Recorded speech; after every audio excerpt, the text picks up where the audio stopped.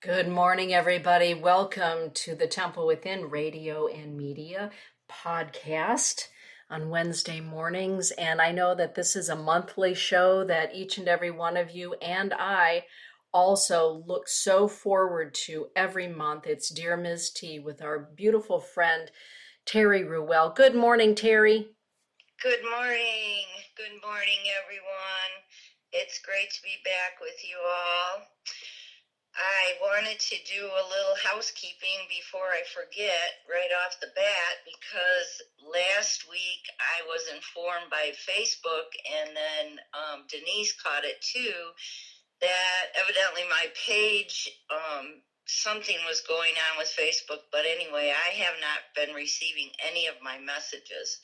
So I wanted to apologize to anyone who's messaged me. I'm usually pretty quick to respond, but I haven't been getting them. So if you would like to message me, please use my email, the pathwaysbr@hotmail.com, which is on the page, because I can't rely on the Miss T page message button working right now. So again, I apologize if you did not get a response from me. That's why, and I will certainly get with you as soon as I get your email. So pathwaysbr@hotmail.com. Thanks. I thought maybe today I would talk a little bit about how to stay balanced in the midst of chaos when you're almost daily getting triggered by something. I've gotten a lot of feedback from people about that too, and I've noticed it, myself, that there's daily triggers with everything that's going on in the world.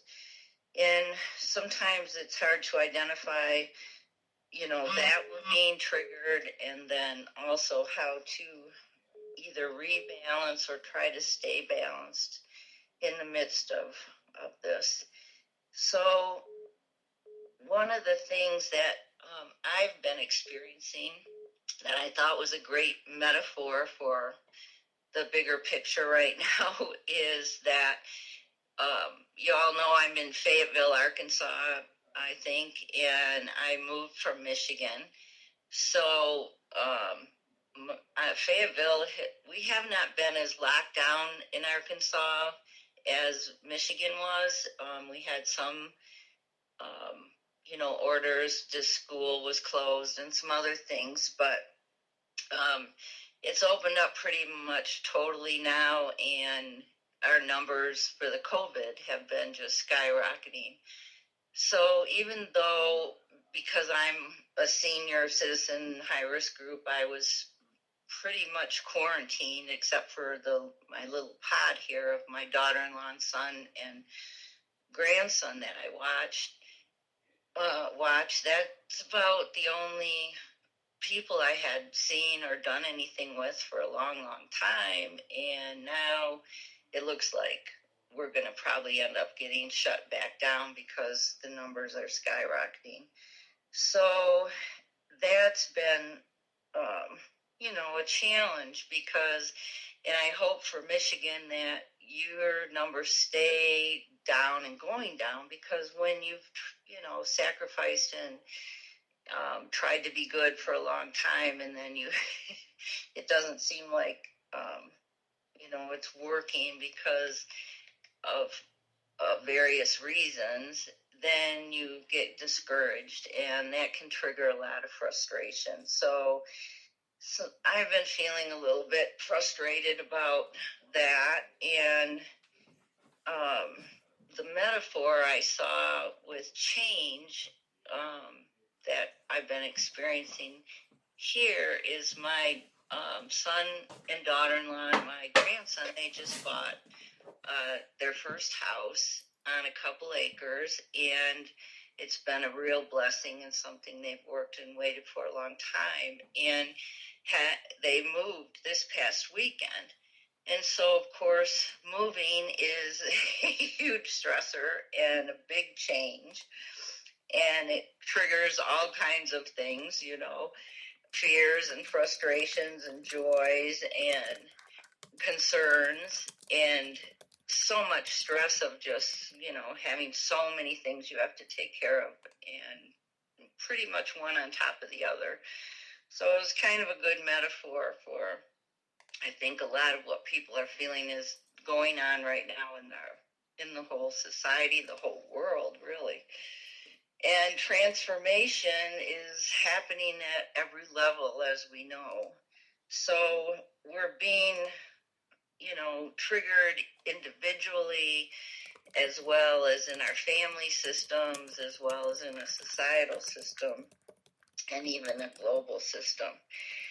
But one of the things that really stuck out for me in this move this past weekend was my grandson, just even in the midst of his discomfort with all the change and his fears about having to sleep in a new place and not knowing what was going on, and having things so disrupted, we went out to play on the new swing set that is in his yard, and this is 2 acres, moving from an apartment. And he started climbing the slide, and when he was coming down the slide, he was, "Mom, park, Mom, park, Mom, park." And of course, Mom's like, "No, this isn't a park. This is your backyard."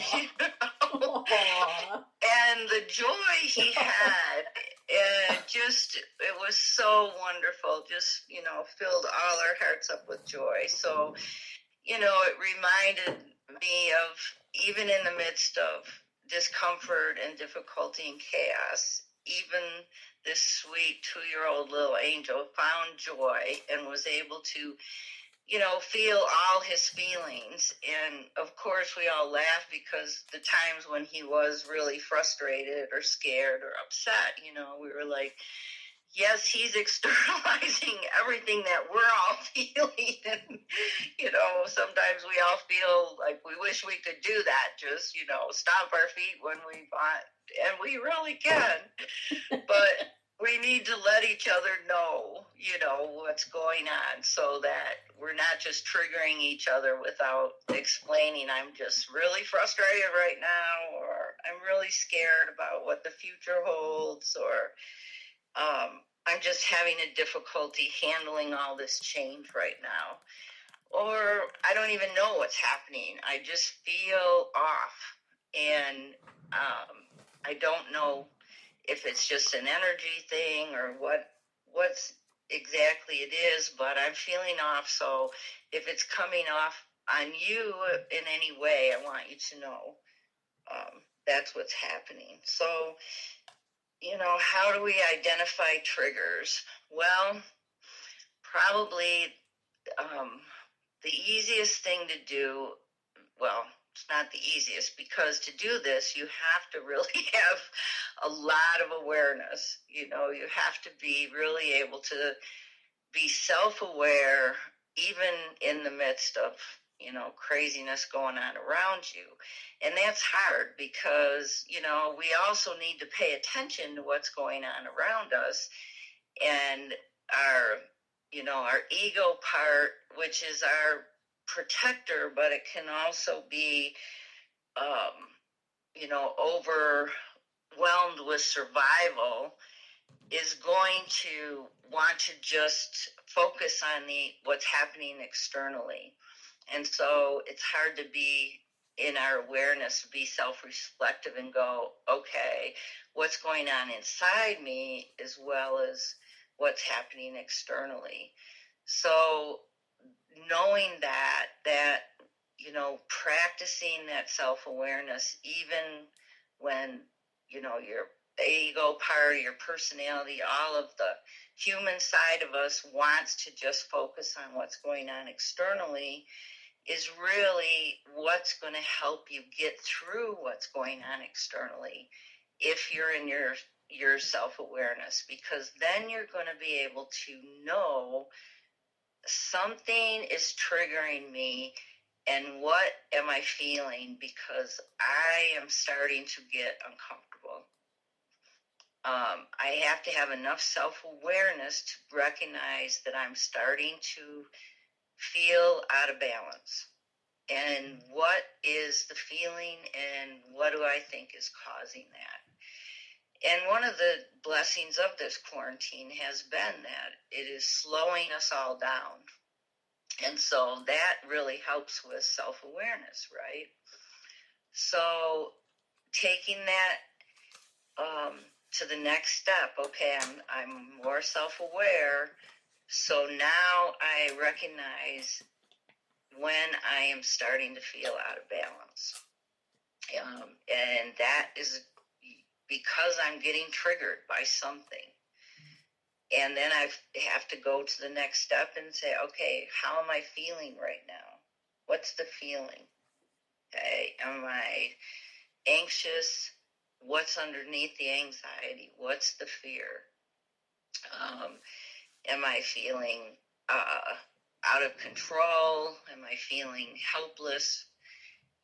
Maybe even feeling hopeless sometimes. Sometimes people get despairing during these chaotic times, as well as, it's not just chaos, it's grief. It's very painful stuff we're facing often in our culture, as well as our individual lives or society.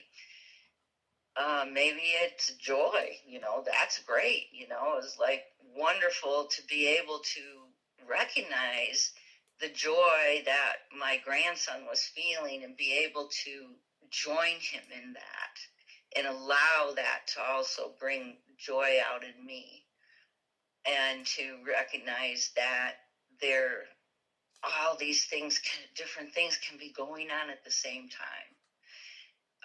And all these different feelings can be going on at the same time, and that we can ride them out, but we have to be able to recognize, okay, what's happening.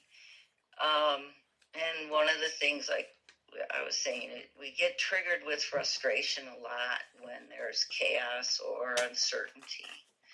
So, recognizing, being able to notice when our frustration levels are starting to go up, whether it's frustration that things are just not the way, we want them to be, or frustration that because we disagree with people on a philosophical level or a political level, or, don't feel like there's enough cooperation.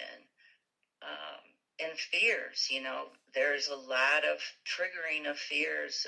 People who are not sure where their next paycheck's going to come from, or if they're going to have, their ability to pay their bills, or if they're going to get called back to work, or if they're going to get sick. Those fears are there right now, underlying everything. So depending on your own situation, you're going to get triggered either easier or, deeper with your fears and frustrations. So how do I take care of that myself with that and bring myself back in balance? Well, all those things we've been talking about, the self-care stuff, and the people who have more challenges just to try to pay their bills and do the survival stuff often have less time for self-care, and they need it, maybe the most, because they're under the most stress. Mm-hmm. So those of us who have don't have those challenges as much, we can pray for them, and we can ask the angels to go and help comfort them and support them and give them strength. One of the things, I was listening to somebody that was so great, she was saying that there's a lot of unemployed angels right now. Mm-hmm. That, there's so many of them here to help us, and we just need to ask. And they want to be busy helping. And so, maybe we can ask for other people. Say, any of you out there that are looking for a job, this person I know is really challenged right now. Could you please go, help them? So I don't think we should ever underestimate the power of prayer, the power of asking the higher realms to help. It's huge. What's happening right now is very energetically, it's just as important. I think we've talked about a little bit of recognizing that that's part of this too, as it is the physical. So if we're getting triggered, our ego is going to want to go into survival mode. Okay.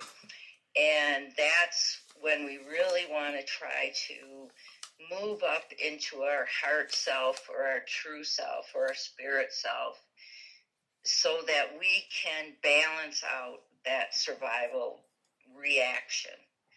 If we go into our higher self, if you want to call it that, or our self-awareness, as soon as we feel uncomfortable, then we're going to be able to choose a response and not just react. If we just react, it's almost always going to be out of, our ego self or our false self or our survival self, which is not going to be the response that we usually would want. The only time we really want to just react is when we want to jump out of the way of a bus or something. Mm-hmm. Whenever we're getting uncomfortable, if we're uncomfortable enough, it's going to set off our fight, flight, or freeze button. Mm-hmm. Our nervous system on overdrive, which we all kind of, I think, really understand how that works. So it's not going to be the response that we would usually choose if we had a moment to think about it. Terry, Del Marie is in the chat room, and you're right on the perfect thread of thought. She has a question for you. Sure. She's saying, she's making a statement first. My emotions are out of whack. Lately, I've been irritable with customers at work, losing my patience with them. I may take a leave of absence for a month or two. The follow-up question is this. Yes, Terry, could the ulterior fear of the virus and political tension cause us to be emotionally out of whack? It definitely. I think we're all somewhat emotionally out of whack, and I think it's inevitable because of the pressure that we're under with all these changes and stress. So I think if you can do anything to take a break in any way, shape, or form to alleviate some of it, that is one of the healthiest things we can do, especially if we're immune compromised or, in a high risk group, anything like that, because we need to be able to keep our physical health and mental health, our immune system up so that we don't get sick. And stress, we know, is the number one trigger for disease. We know that now, and it's even more than smoking. So, I don't want to scare people, but it is the reality that the kind of stress we're under right now, even when we're doing our best, is still high, because this is a huge transformation, evolution that we're all going through. And it, like we've talked about, it's on every level. So it's affecting us physically, mentally, emotionally, spiritually, energetically, every way we can kind of think of. So it's great if you recognize that it's starting to get to you. I've, had the same struggle. I have 1 week, it was so rough that I really thought, I need to I have to just go on retreat. I'm going to have to just shut everything down for a week or two and not talk to anybody, see anybody, just try to stay in prayer and meditation. And, that's not always possible. So sometimes I've, find other ways to try to process it out. And that can be verbalizing it, writing about it, as well as all the other self-care stuff we're doing. So, we try to not let it build up every day. Try to do stuff every day that gives you a release by the time you go to bed, so that it's not just building up day after day.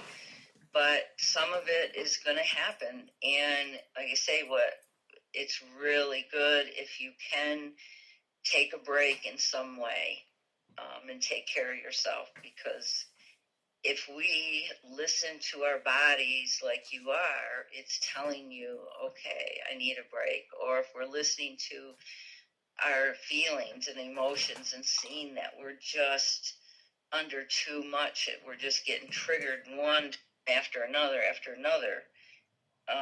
then we often can't get the balance without, taking a break in some way. Del Marie is adding that, she wants to lash out at people, and that's just not like her. I think that there are a lot of people experiencing that right now, don't you, Terry?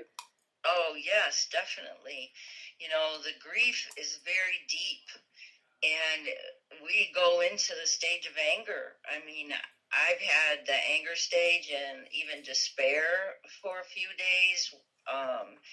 And it's like you're going, this is not me. What's happening? And then it's like, oh, I must be in this stage of anger.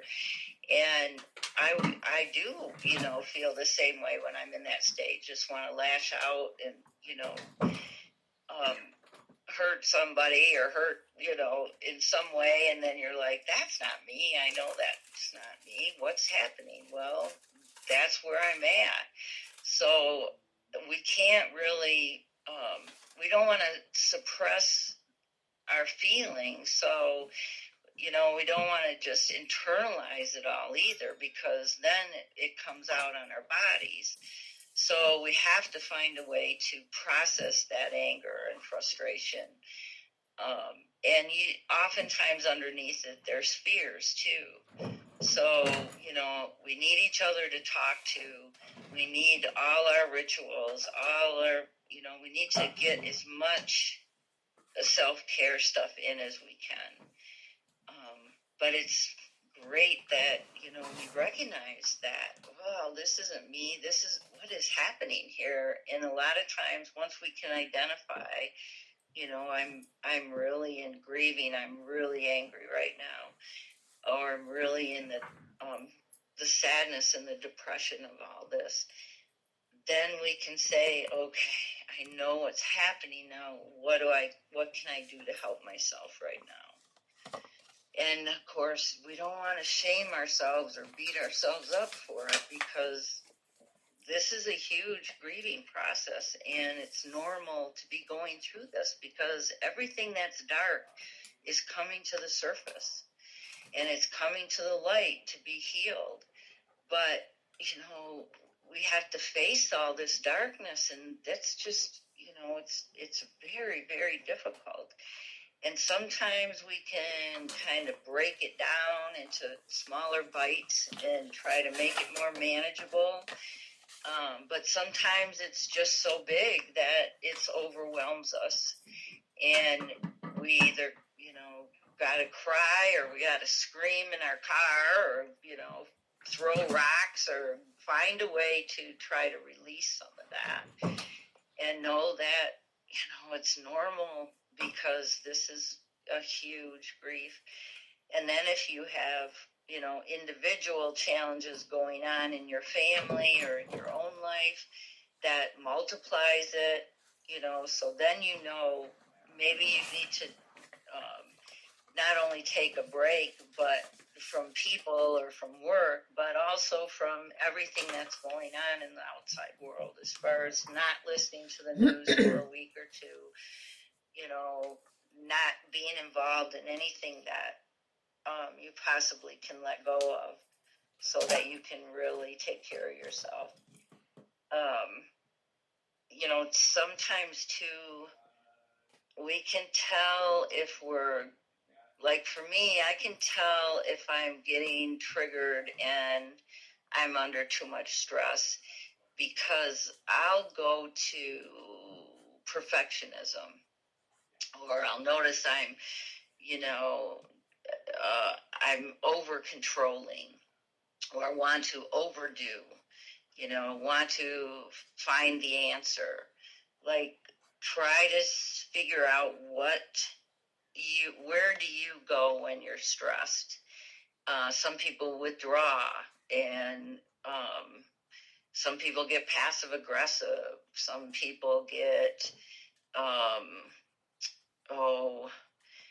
like just stonewalling, they call it, won't talk, won't respond to anybody. So if you can start to spot, like, oh, that I'm doing that, I must be getting triggered. My stress must be going up. And sometimes it helps to identify the exact trigger. This person said this to me, and that was the last straw, and it just pushed me over the edge. But sometimes you can't identify exactly what the trigger was, and that's okay, as long as we can identify, okay, this is what I'm having these reactions.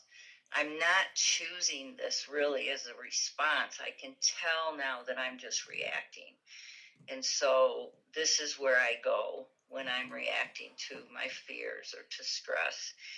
And so I know that I'm not choosing these responses. I am trying to survive right now. And so I need to get to a place where I'm not just in my survival mode, but that I can start to feel again that I'm connected to a much higher strength and power, and that is in me too.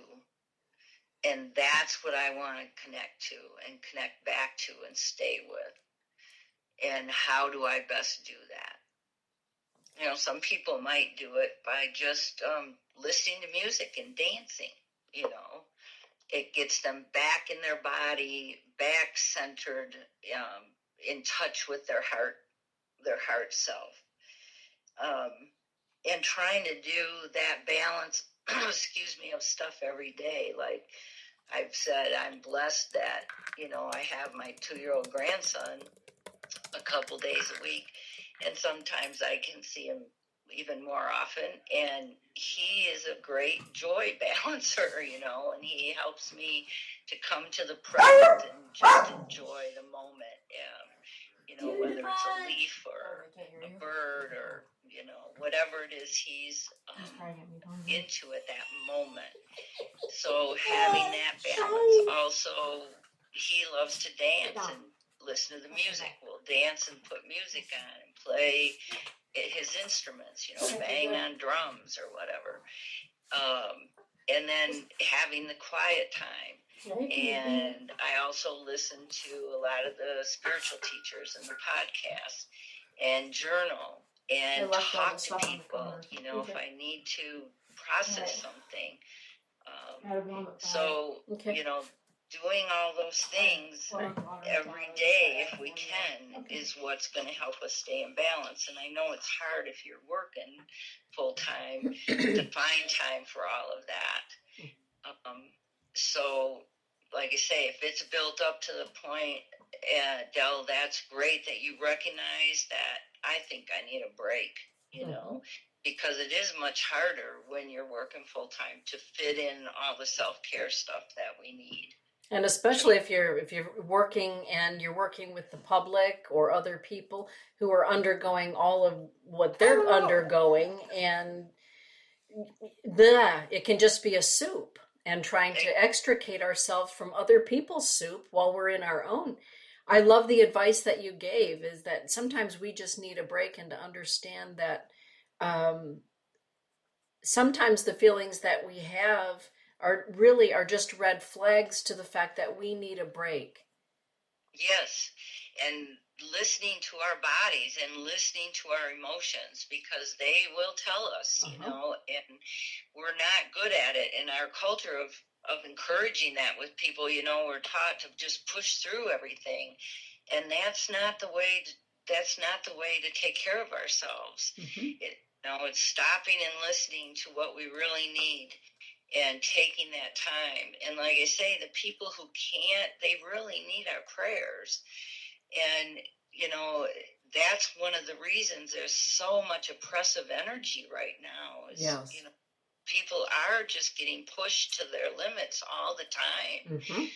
So we just, do the best we can one day at a time, and know that we can ask for as much help as we need to, and try to keep breaking it down into manageable bites as best you can. And, just like, even if it's, okay, how am I going to take care of myself for the next half hour?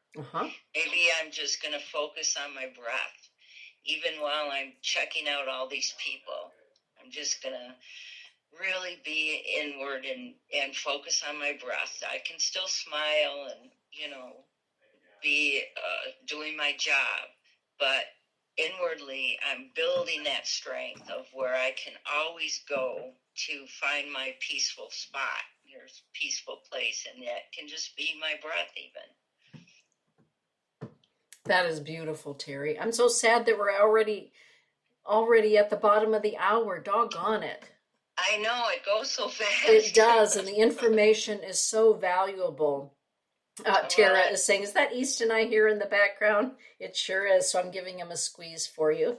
Oh, thank you. That's wonderful. Del Marie says, thank you, Terry. I'm trying to make some changes. And sometimes what I love about the way you present information, so much of what you teach us is to become self-aware. Yes. And when we're self-aware, that really helps us to be awake and aware to so much more. Definitely. It is one of the keys for sure, I think. Well, thank you so much, Terry. Thank you, and God bless you all. You're all in my prayers. Have a beautiful day, everyone. Have a gorgeous day out there, Terry. Thank you. Love ya. Love you too. Bye-bye. Bye-bye.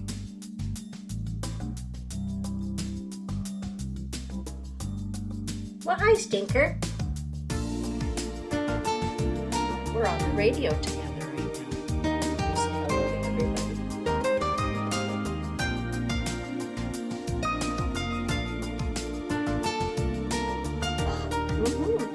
Hello.